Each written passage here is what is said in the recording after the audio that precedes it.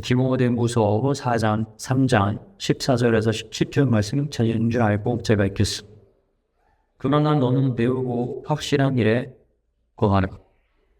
너는 내가 누구에게서 배운 것을 알며 또 어려서부터 성경을 알더나니 성경은 너희 너와 그리스도 예수 안에 있는 믿음으로 말미암아 구원에 이르는 지혜가 있게 하느니라.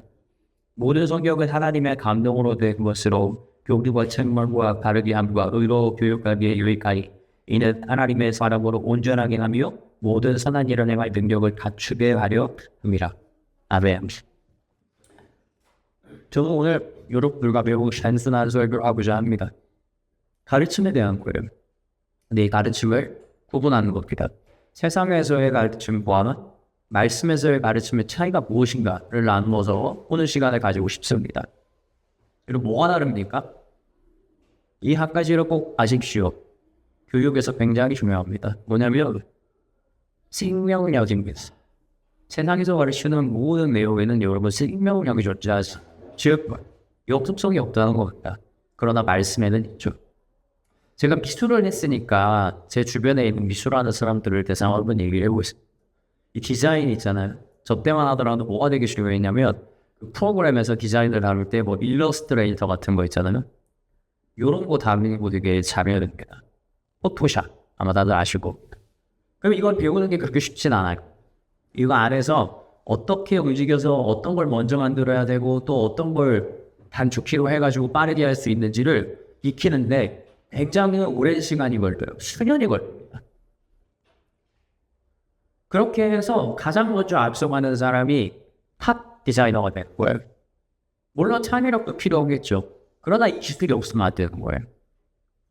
그런데 시기간이 조금 지나면 두려운 시기가 찾아옵니다. 언제냐면 이 업데이트예요. 버전이 새로 나오면서 새로운 기능이 추가되거나 이 약자가 바뀝니다. 그럼 어떡합니까? 새로 다시 해야 돼요. 근데 이런 거면 정말 다행이에요. 그렇죠? 그런데 시대가 좀 지나서 이제 제가 좀 더 어른이 되니까요. 어떤 게 나옵니까? 뭐 애프터 이펙트 뭐 이런 프로그램이 따로 나와요. 스케치. 훨씬 더 빠르고 편한데 완전히 다른 겁니다. 다시 말하면 예전에 일러스트를 빛깔차게 했더라고요. 이거 못하면 몇 줄도 없는 거야. 그리고 새 프로그램이 나오면 뭡니까? 구시대 예전 프로그램들이 이미 기술이 의미가 없는 겁니다. 이 사람들 안 보지도 않습니다. 이런 경우는. 새로운 걸 다시 열심히 배워내는 거예요. 여러분 더 잔인한 건 뭐 좋아하십니까? 지금 뭐가 나왔어요? AI가 나왔잖아요. 지금요 기업들이요 디자이너 더 이상 안 뽑는다고. 왜냐면 그냥 다시 말해 명령어를 몇 가지 입력을 하면 디자이너가 수십 시간을 들여서 만들어야 되는 걸 그냥 만들어주는 거예요, AI가. 지금 나와있는 디자이너도 사실은 어떻게 됩니까? 해보고 살 날이 얼마 남지 않은 겁니다. 그렇게 해서 실제로 디자이너들이 잘려나가고 있는 거예요. 과연 수십 년 전에 디자이너라고 하는 직업이 나왔을 때 우리가 이런 식의 일을 생각했을까요? 그때는 그것이 유행하면서 아마 다들 미술하는 사람들이 다 디자인했을 거란 말이에요. 지금 어떻습니까? 디자이너 누구도 안 줘.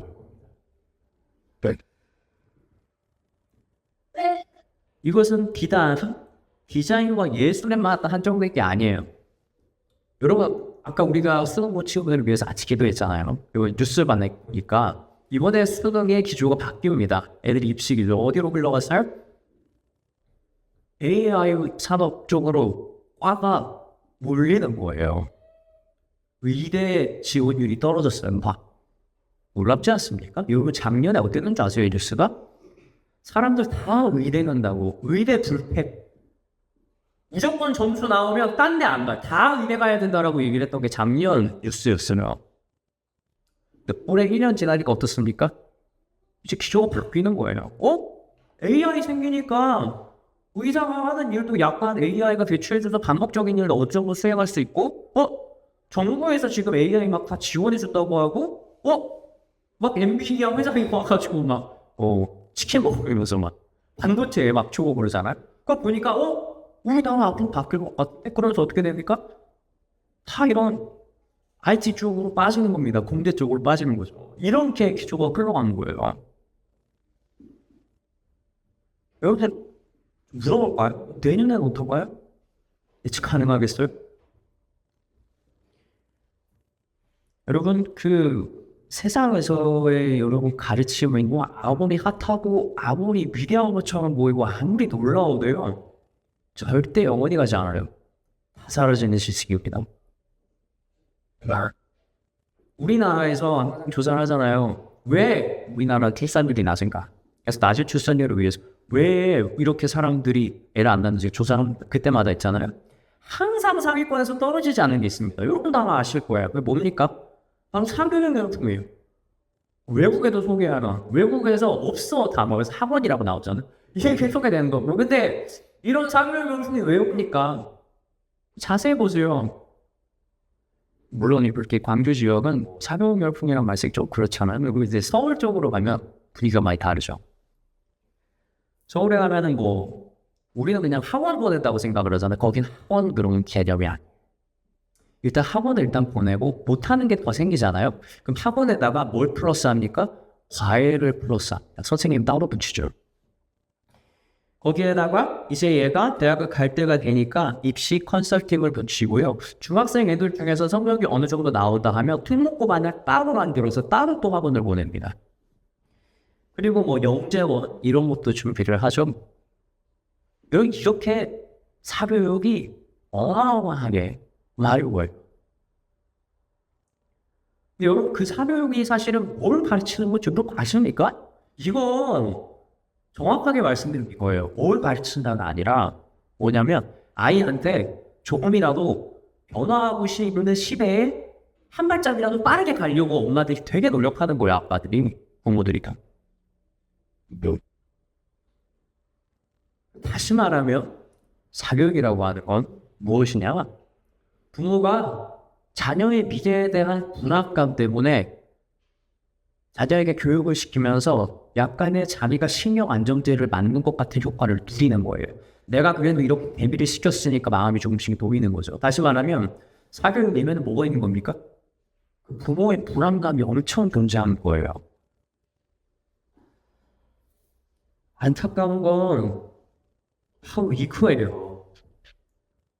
올해 AI가 잘 나갔다고 해서 내년에 우리 애가 AI로 대학을 가야 될까요? 이걸 누가 합니까? 아무도 안 와주지 않은 거. 다시 말하면 오늘 확실해 보이는 그 길이 말이에요.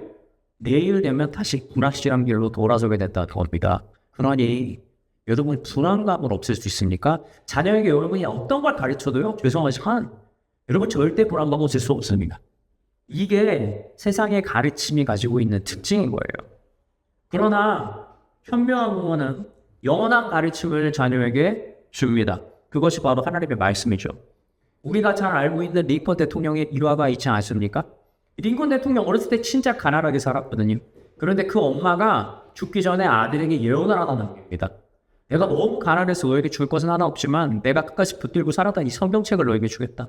너가 이 성경 말씀대로만 잘 살면 하나님께서 너의 삶을 올바로 인도해 주실 거라고. 어머님이 그 말을 하고 죽으셨어요. 그러니까 그 성경을 가지고 계속해서 살아갑니다. 그리고 그 가치관으로 살아가죠. 그리고 그 가치관을 가지고 대통령이 되고 그 가치관 덕분에 전 세계적인 리더가 될 수 있는 힘을 얻어낸 거예요.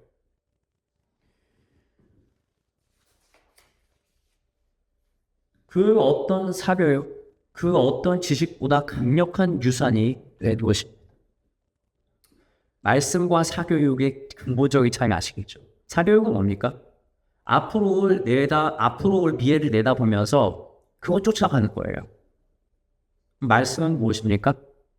하나님께서 인도해내는 길을 그냥 따라서 가는 길입니다.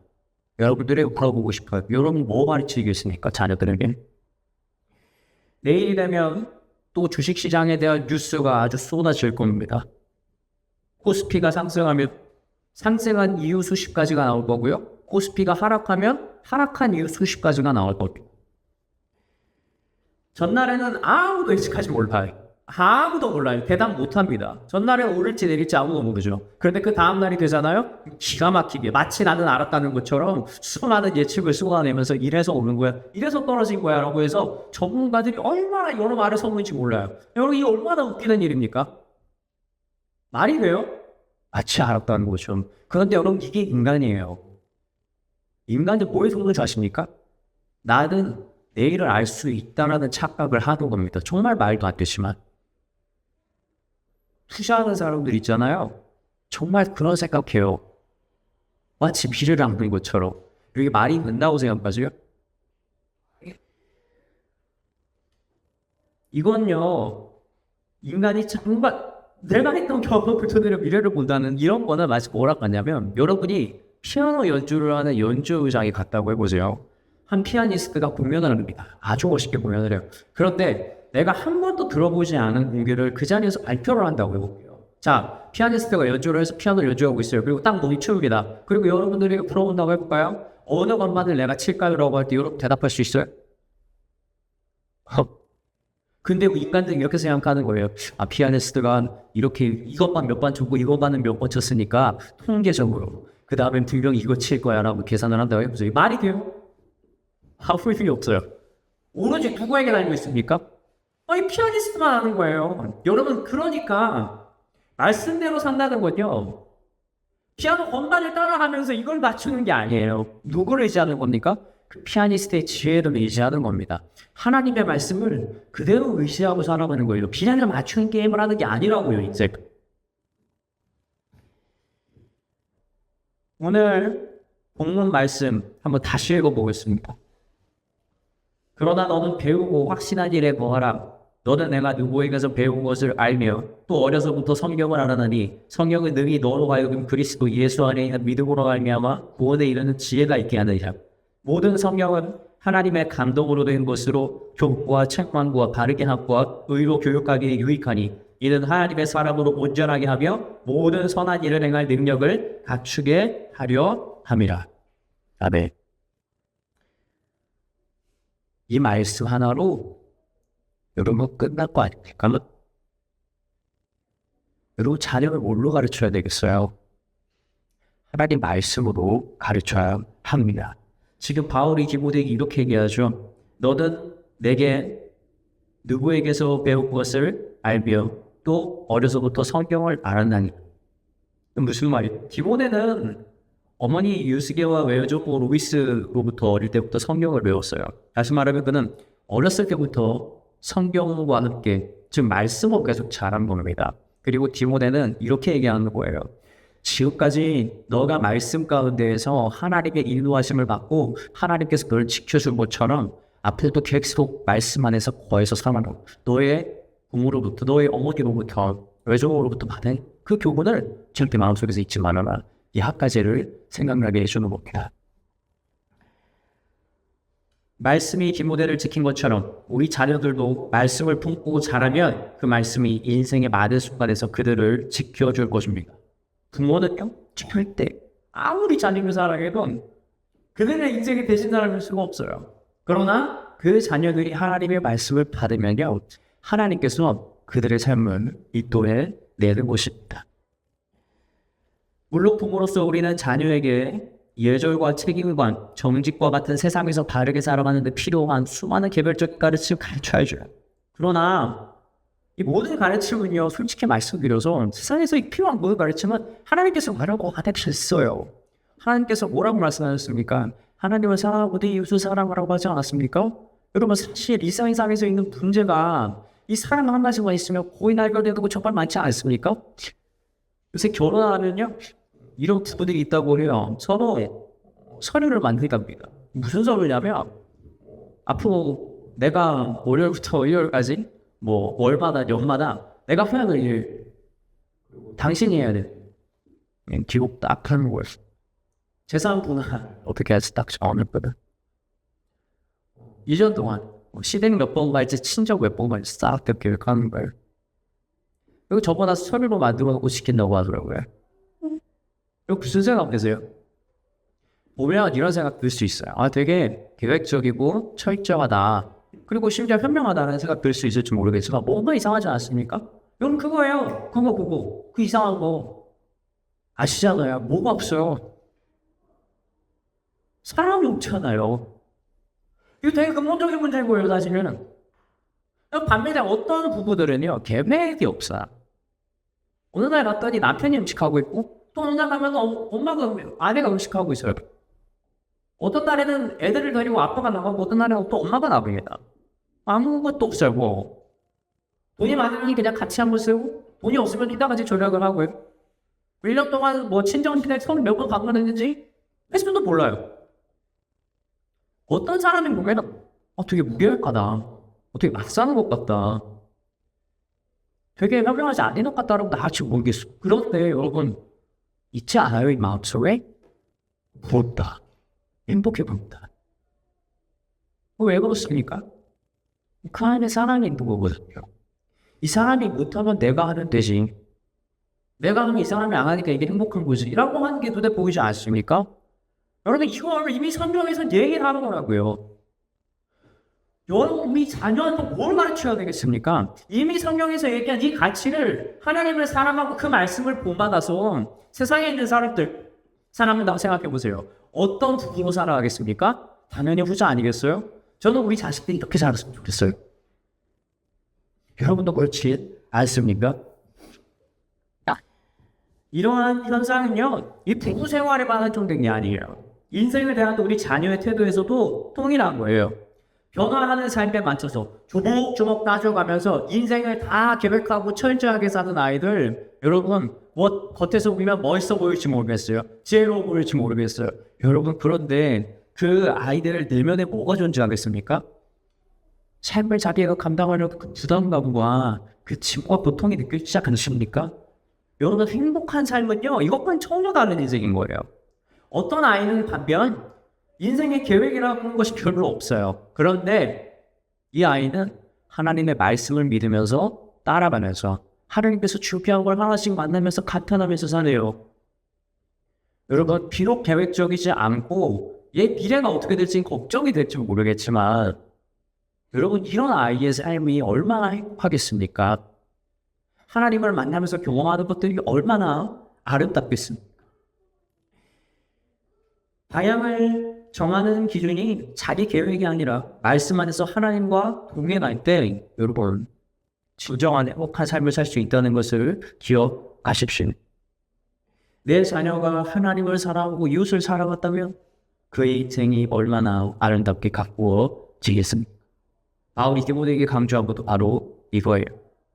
수많은 규칙과 예측과 그리고 조언이 중요한 것이 아니라 말씀을 사랑하고 말씀 안에 거하는 삶, 이것이 한 사람을 온전하게 하고 모든 선한 일을 행할 능력을 갖추게 하는 진짜 비결이라고 바울은 말합니다.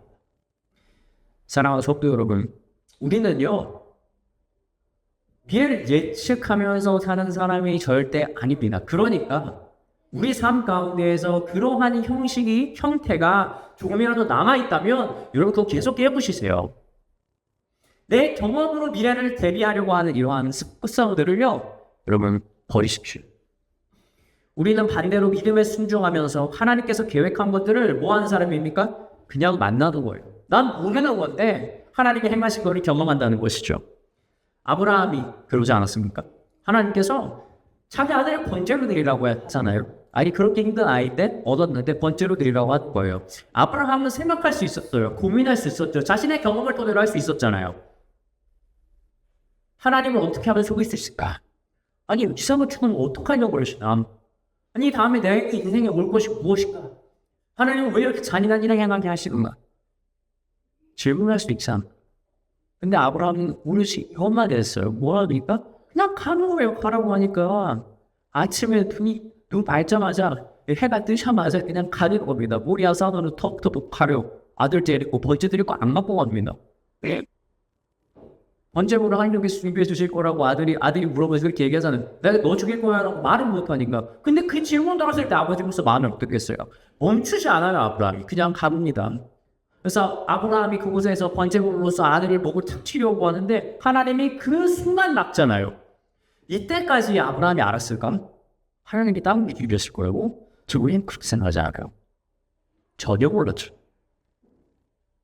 그런데 순종하고 가보니까 세상에 거기 뭐가 있어요? 옆에 나뭇가지에 뿌리 걸려가지고 그죠? 식량과 이거 다 듣잖아. 언제부터 그렇게 있었을까? 그죠? 하나님은요, 시간을 지으신 분이세요. 하나님은요, 아브라함이 이미 떠나기 전부터요, 그곳에 번제로 드리려고 이미 아브라함의 순종을 바라면서 기대하고 또 믿으면서 알고 거기에다가 순양을 갖다 놓으라고요. 그렇게 믿음으로 순종해서 가서 순양을 만나서 아브라함이 그렇게 얘기하지 않습니까? 모든 것들을 예비하시고 준비하시는 여호와 이레 하나님이요. 여러분, 우리 자녀가 이거 만나야 되실 거 아닌가요?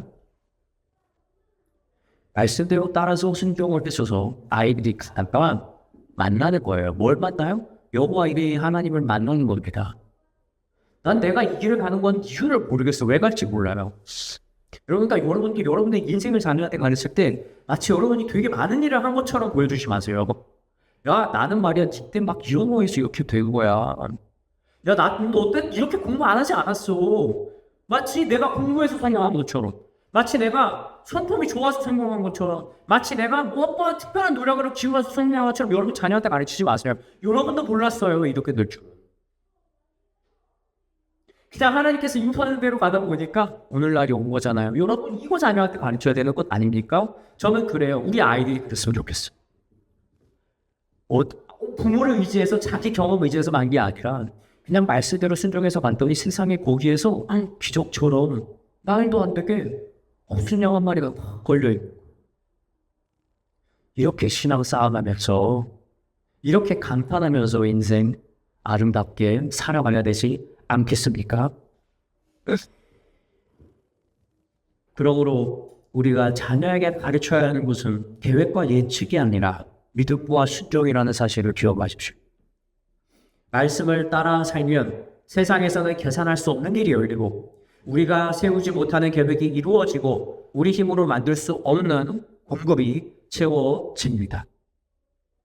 우리가 막 바쁘게 노력하면 우리 자녀 손 한 번 더 잡아줄 수 있죠. 우리가 막 바쁘게 노력하면 우리 자녀 눈에 흐르는 눈물 한 번 더 닦아줄 수 있을지 모르겠어요. 근데 여러분이 아무리 노력을 해도요, 여러분이 영원히 우리 자녀의 손을 잡고 갈 수 없고 여러분이 영원히 그들의 곁에서 그들의 마음을 위로해 줄 수는 없습니다. 우리의 품을 떠난 자녀들이 영원히 거할 처소를 마련해 주는 것만큼 그러므로 부모로서 자녀에게 해줄 수 있는 이만한 귀한 일은 없다는 점을 명심하십시오. 그러나 너는 배우고 확실한 일에 거하라고 디모데를 격려한 바울처럼 우리 자녀들에게 그들이 거할 영원한 처소를 준비해주는 참 지혜로운 부모가 또 조부모가 되길 주님의 이름으로 축원합니다. 기도하겠습니다.